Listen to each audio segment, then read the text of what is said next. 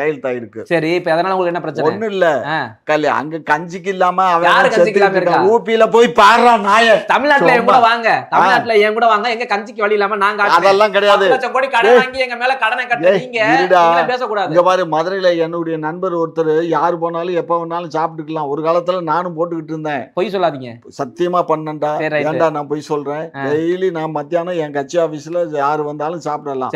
அதே மாதிரி மதுரையில ஒருத்தர் இப்ப போட்டுக்கிட்டு இருக்காரு. என்ன சொல்ல வரீங்க?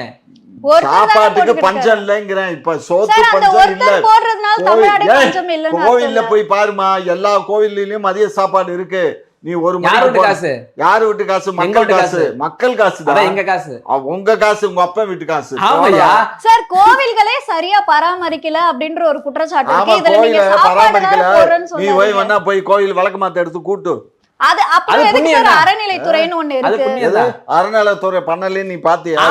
குற்றச்சாட்டுகள் இருக்கு. 10,000 கோயிலுக்கு நாங்க எங்க அந்த ஆட்சியில நாங்க கும்பாபிஷேகம் பண்ணிருக்கோம். 12 ஆண்டுகளுக்கு ஒரு முறை தான் கும்பாபிஷேகம் பண்ணணும். அப்புறம் எப்படி நீங்க 5 வருஷத்துக்குள்ள எல்லா 10,000 கோயிலுக்கு எல்லாமே